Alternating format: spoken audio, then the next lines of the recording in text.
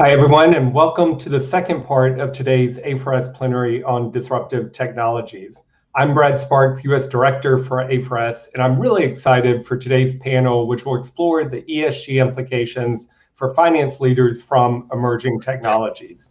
On the panel, we have some familiar faces from the video: Judith Batchelar, Director of Brand at Sainsbury's, Nick Wise, CEO of OceanMind, and Mark Jarman from OceanMind and the Satellite Applications Catapult. And we're also joined today with Nicola Acutt, Vice President of Sustainability Strategy at VMware, a major provider of cloud computing solutions. So thanks you all for participating. We'll spend the next 20 minutes or so discussing disruptive technologies and how they're enabling sustainable decision-making. And we hope to hear from you. So please add your own questions to the Q&A feed, and we'll work to answer as many as time allows. So Nicola, why don't we begin with you? You're a true pioneer in thinking about technology's role as a sustainability enabler. What are your immediate reactions and reflections from the video we saw from Sainsbury's? And is this consistent with some other technologies that you're seeing that really enable businesses to address social and environmental challenges?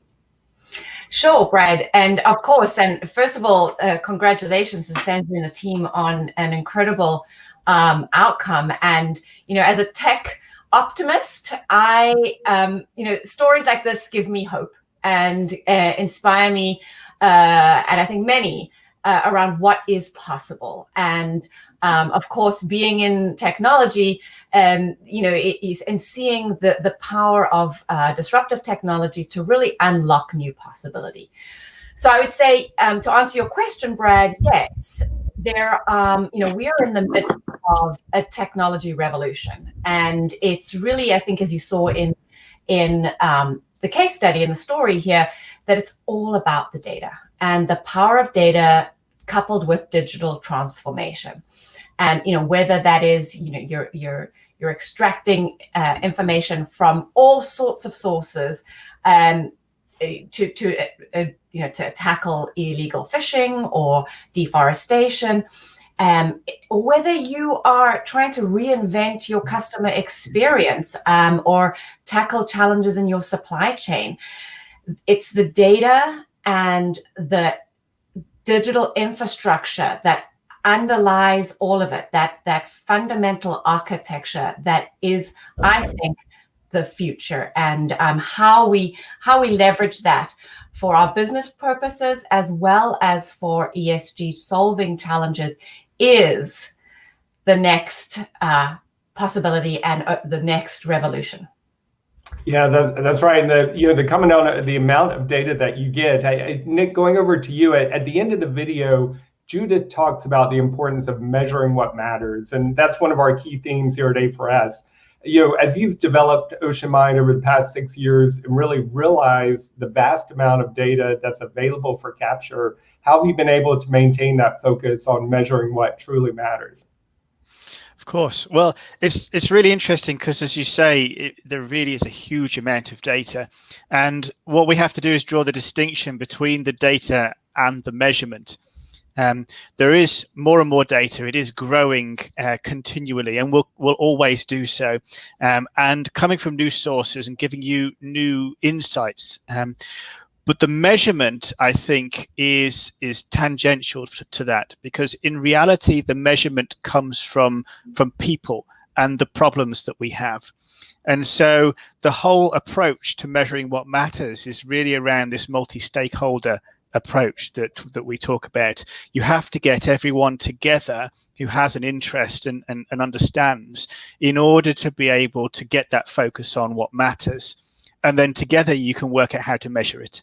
And so with the technical experts in the room who understand the data, can tell you what they can see, with the domain experts who want to understand something, it's only when they come together that the magic happens and you start to get understanding. Great, thank you, Nick. And Judith, building on that thought of the multi-stakeholder and how do you involve all the stakeholders you work with, at Sainsbury's, you have a giant supply chain. It's truly global, like as we saw in the video. Yeah. Can you talk a little bit about the ways in which these technologies have helped you kind of understand your supply chain, the risk? And one of the questions I'm seeing from the audience is related to this, is, has it actually influenced or made changes to how you think about in the relationships you have with your suppliers?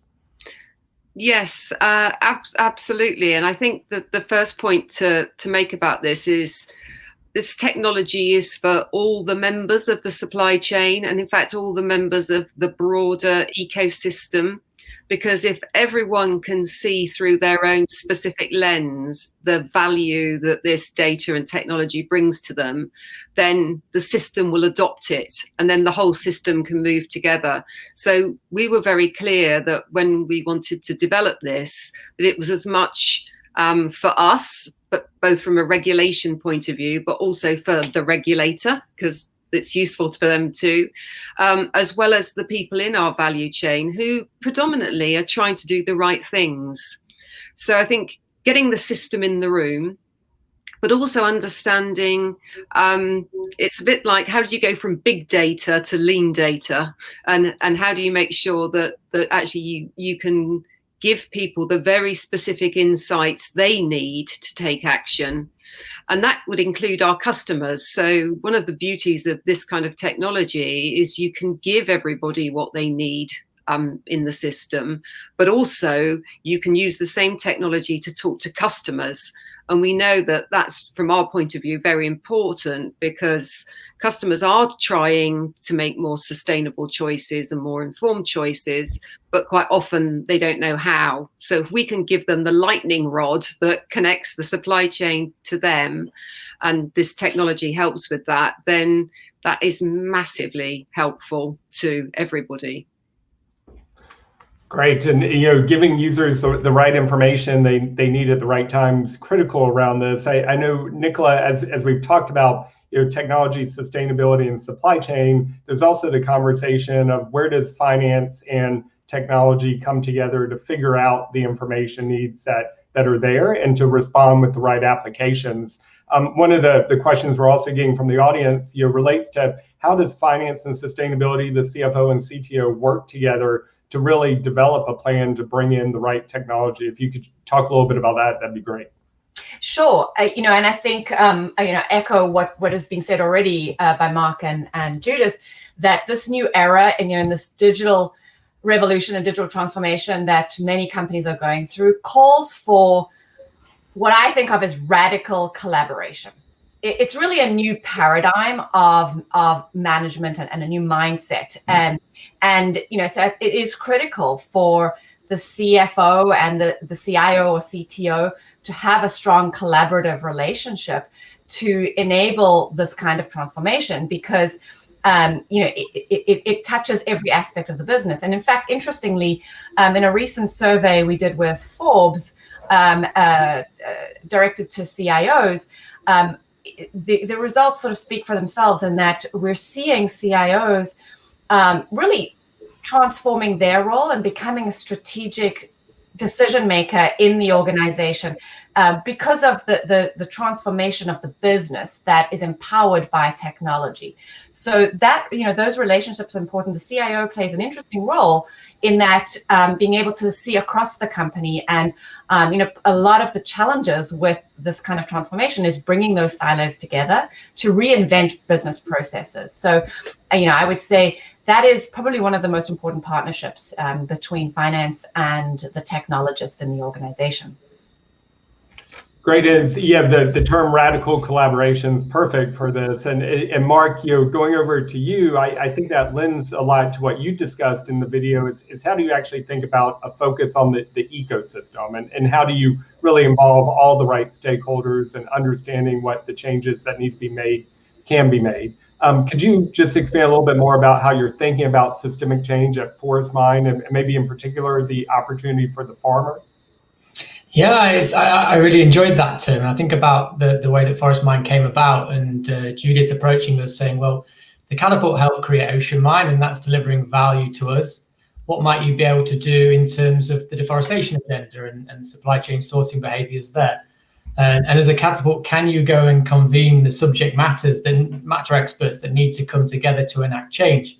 And I, as Judith, can go away and create the ecosystem and the coalition of the ambitious, as she likes to call it, who all need to come together to create the value that then the technology within ForestMind can deliver. And if I think about it from a space perspective and the satellite sector, we've got the superpower of satellites, God-eye view, but you could also argue it's kind of the kryptonite aspect as well, and that's their downfall, in that you need to marry it with culture, demographics, variable vulnerability, isotopics, etc.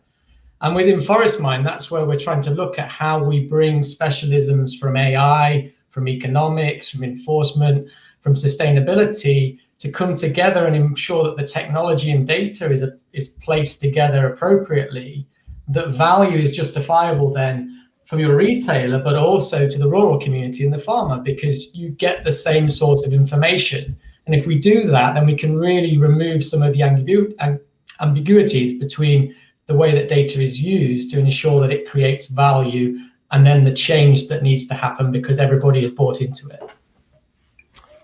Great, and creating value, right, is the focus of what all businesses want to do. So if we think about the last year, Judith, and what's been an incredibly challenging year for all of us, individually and also professionally. If we look at Sainsbury's, you've had to deal with significantly increased demand, panic buying, surges in online delivery. But ultimately, one of the most critical challenges was, how do you get healthy food to vulnerable populations? And I was hoping you could talk a little bit about how maybe in collaborations with others, y'all have been able to address that challenge in 2020. Yeah, no, that's a really good question, and much of the same really, but in a much broader collaborative way. So if you take the question about the vulnerable, there was a piece of work where the government said, we want you to prioritize the clinically vulnerable that are shielding. So this was 1.5 million customers of ours somewhere, I say ours, the collective system, that nobody could connect their medical records that were the NHS that was saying they were vulnerable with their shopping habits and those of shopping online or had got a store loyalty card. And essentially what we did in the space of 36 hours was turn around a data sharing contract, which is in itself the most amazing feat.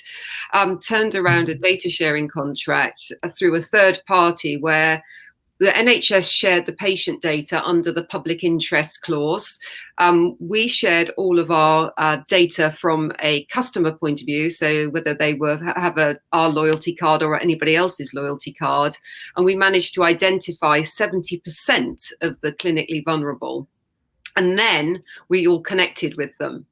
And that kind of moving at pace, moving at scale, and breaking down some of the barriers, because that data sharing in theory was anti-competitive, so competition law had to be relaxed, doing it through a third party so it always remained anonymous, but also that we could forget it when the panic was over.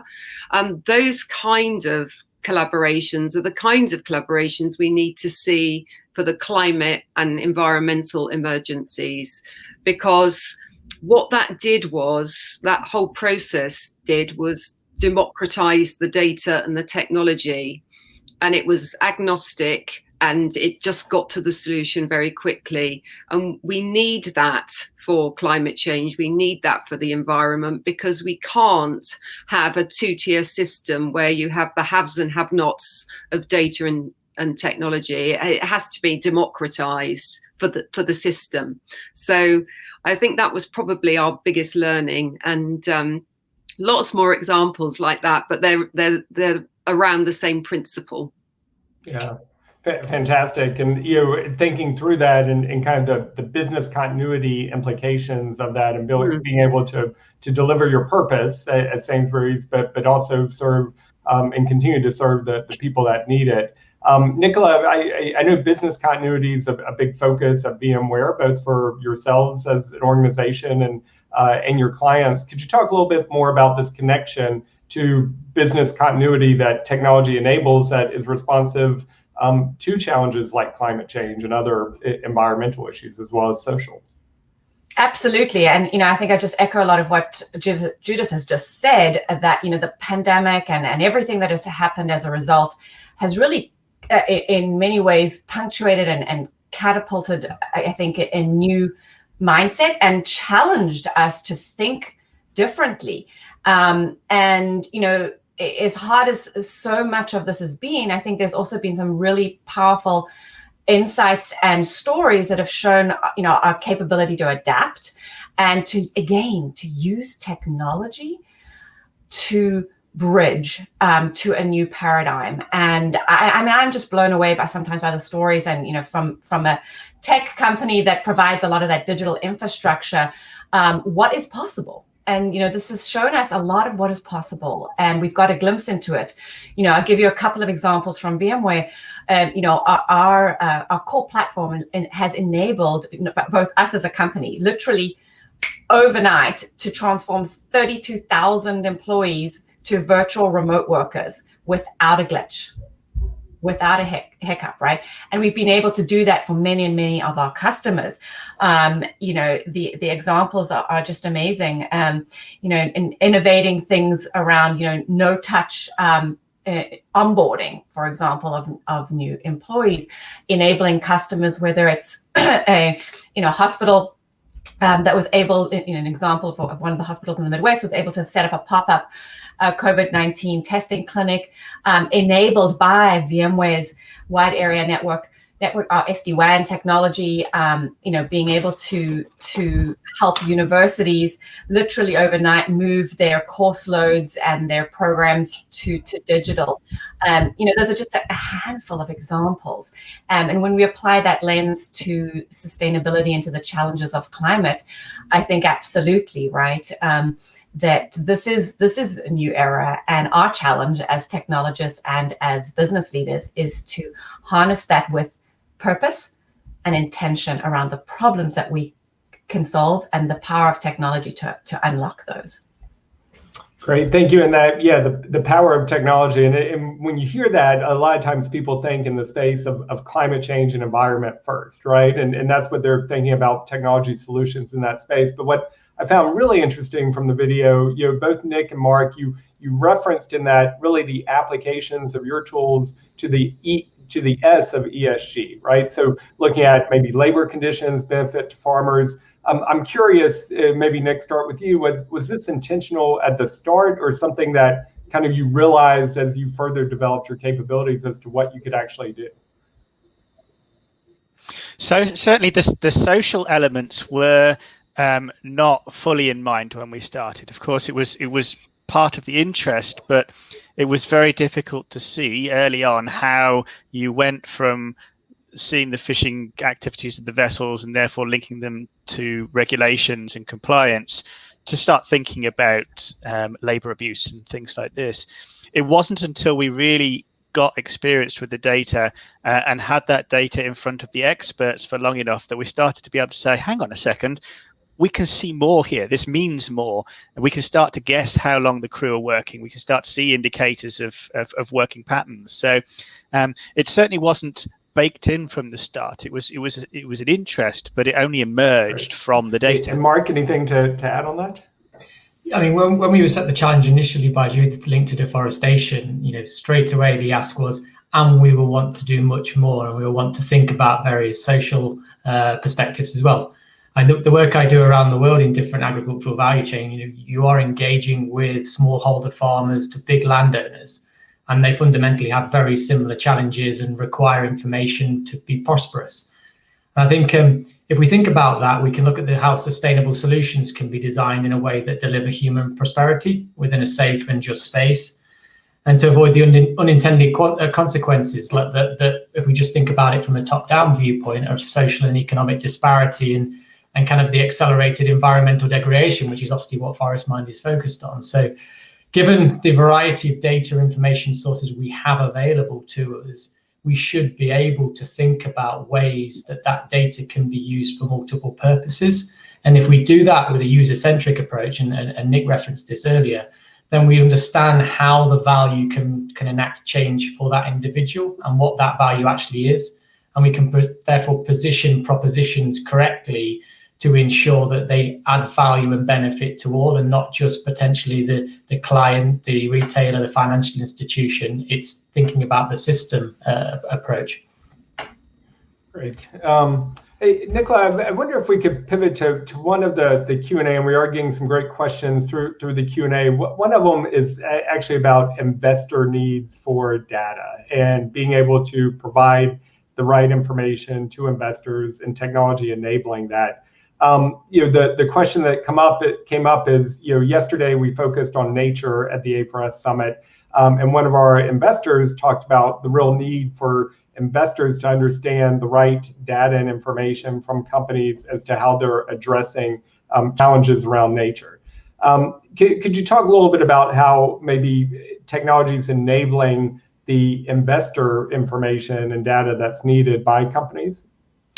Sure, and I think it's a fascinating space, and I honestly think that this is another area specifically around this need for investor data that is ripe for innovation. And I'm already seeing it as a practitioner myself. Last week I was on a call with a startup that is building an incredibly fascinating platform. Again, not dissimilar to I guess from a technical perspective to what you've heard from the Sainsbury story, really leveraging structured and unstructured data from multiple sources and being able to provide the analytics on top of that, right? And so what's critical to this whole component is the pieces, that go into being able to get you the actionable insights that we've been talking about a lot in this session. So I would say to investors out there, this is going to also be, I think, the digital foundation or the digital transformation in this space is going to be critical to really getting to that advanced level of ESG analytics that's going to give us the real information that we need, right? I mean, I think the reality of today is, there's data coming from all sorts of places, and we don't, it's very difficult to measure and compare. And what I see happening, and I think it's going to happen really fast, is applications being built to solve that particular problem.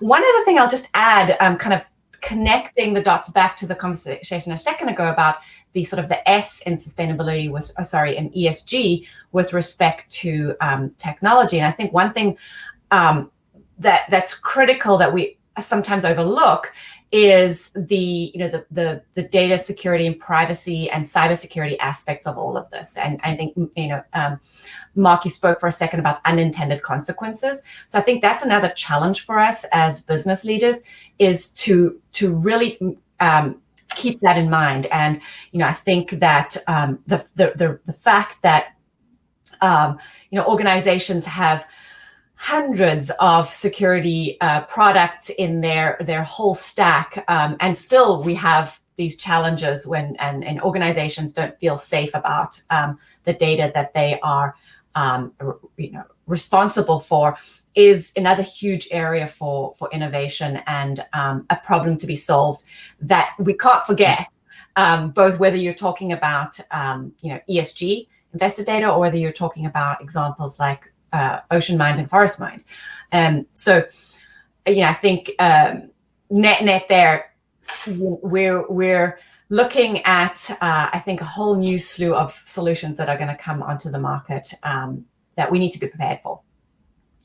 Great. And I think in thinking through those new solutions, some of the questions we're getting in the Q&A are, how do you navigate everything that's happening, and being able to really understand from not just finance leaders, but all business leaders, what the possibilities are. Judith, I don't know if you have any top tips or suggestions. You all have been at the cutting edge of this for a while. Any thoughts on that navigation? Well, I'm probably not the right person to ask, because I absolutely get seduced by the technology. So you do get lost in it. It is very engaging. Let's put it that way. But I suppose the big thing is actually just the comment that we just made around what's the problem you're trying to solve. So if you can articulate that, then there will be a whole host of technologies that will fall behind that question, which I think, are the AIs, the blockchains, and those kinds of things you can't possibly understand. I mean, it's nice to dabble in them, but you're never going to be an expert. But what you are is an expert in your particular field, and whether that's supply chain management, or whether that is consumer behavior, or whether that is investment, whatever it might be. So don't forget that that's the expertise you bring. And if you can find the right tech partners, they will do that for you. The other thing that I would say is, do make the distinction between the things that the market will do for itself because it's competitive, and you will get those investments and you can drive that market advantage, versus those things that you need the system to own and that the market won't do for itself. So the market won't normally build something to regulate itself. And that's normally the role of the regulator. But actually, if you can get the regulator and the regulated working together to create something that everyone can use, so there's one version of the truth, then that's really valuable. But that's where you need to collaborate. That's where you need to be part of a systems-based approach. So I think understand what you're trying to do, understand whether it's a market advantage or whether it's a market enabler. And then I think the other thing is, the more that you can connect this, particularly in the space of climate change and environment, the more you can connect it to consumers through existing technologies and through existing data streams, the better. Because ultimately, it's particularly for our business, the transparency that you can provide that is going to be the ultimate enabler in all of this. So think about the real end user and not just your own requirements. Right. Great. Thank you. And I think we're coming up at the end of our time, but I did want to do a quick round robin last question for everyone with short responses. And that's really thinking about, each of you have a very unique view of the possible, given your positions. What excites you about the future opportunities for technology to really enable sustainable decision-making and build a resilient economy? Nicola, maybe we start with you. Oh, I mean, that's what I get up every day to do. And so what excites me is I think we've talked a lot about it's the possibilities that responsible technology can unlock. And I say that intentionally because I think the days of disruptive technology for disruption's sake are over.